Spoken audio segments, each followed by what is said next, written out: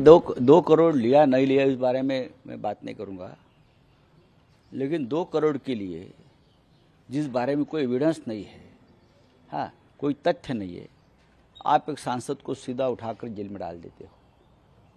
लेकिन मैं बार बार महाराष्ट्र से दिल्ली तक हम लोग इतने करप्शन के केसेस सामने लाए हैं। पार्लियामेंट में हमने बात की है, महाराष्ट्र में बात की है, वो किसी को हाथ लगाने की हिम्मत नहीं है, ईडी, सीबीआई, इनकम टैक्स।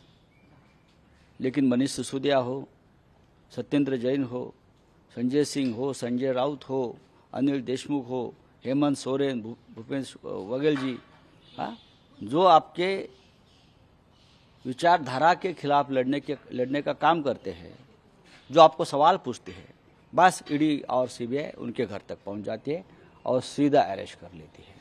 लेकिन सर्वोच्च न्यायालय ने कल जो सवाल पूछे हैं मनीष सिसोदिया के केस में, वो भी बहुत महत्वपूर्ण है। कहाँ सबूत है?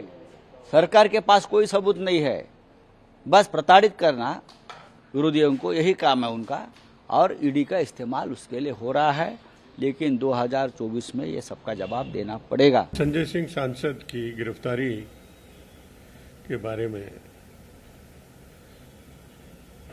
भले ही कोर्ट का कोई ऑब्जर्वेशन हो, लेकिन ये सही है कि जो मुखर होके भारतीय जनता पार्टी के खिलाफ, उनकी सरकार के खिलाफ बोलता है, वो टारगेट पे आ जाते हैं और उसके पीछे ईडी है, सीबीआई है, इनकम टैक्स है, उसको लगा दिया जाता है।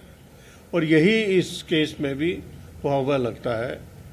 और बड़े आश्चर्य की बात है कि जो सरकारी गवाह है, जो आपने उनको छूट दी है और उनको सरकारी गवाह बनाया है, उसके स्टेटमेंट के आधार पर कार्रवाई कर रहे हैं, गिरफ्तारी कर रहे हैं, जब उनके यहाँ से ना तो कुछ एक नया पैसा मिला और ना ही कोई ये सबूत उनके पास में है कि उन्होंने जो पैसा लिया वो कहाँ दिया और किसी बैंक में या और कहीं जगह इन्वेस्ट किया।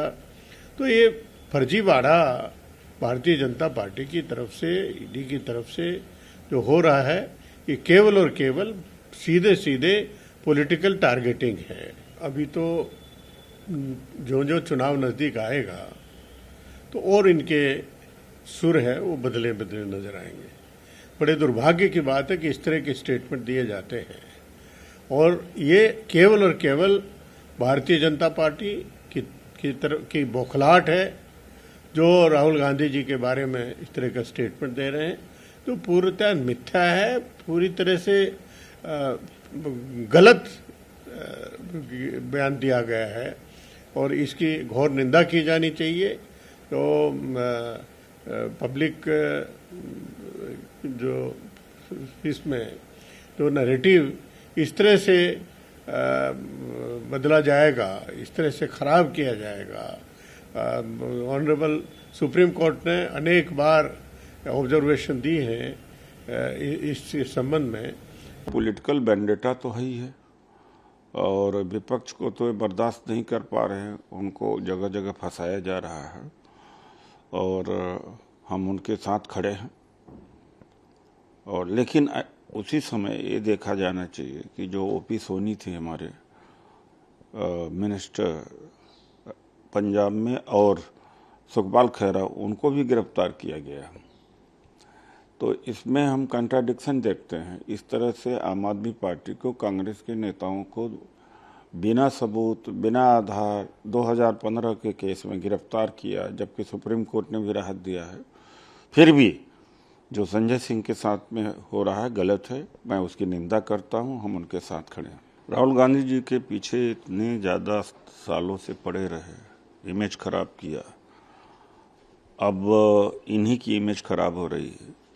फ्रस्ट्रेशन में जिस तरह से चित्रण किया है, 7 सिरों वाला है और वो मोदी जी ऐसा है। ये चरित्र और ये कार्यकलाप मोदी जी हैं। जहाँ भी जाते हैं कहीं पर मुसलमानों के खिलाफ बोल देते हैं, झाड़ उगलते हैं, कभी जा कर के कहते हैं मैं पठान का बच्चा हूँ, कहीं ये कहते हैं कि मैं तो टीचर बनना चाहता था।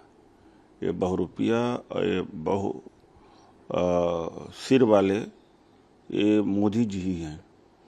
और अब इससे लगता है कि हिल गए हैं। ये सारे सर्वगुण संपन्न मोदी जी में, इनके पूर्वज ही राष्ट्र का विरोध करते रहे, अंग्रेजों के दलाल थे। आज भी वही चरित्र है इनका। जिस तरह से स्वयं के स्वार्थ के लिए समाज को बांटना, ये तो इनका है। और रावण जैसा ये काम कर रहे हैं, जिस तरह से किसी को जेल में डाल देना, किसी को हरेसमेंट करना, बदनाम करना, झूठ बोलना, ये सारे चरित्र या गुण कहा जा सकता है मोदी जी में भरे पड़े हुए हैं।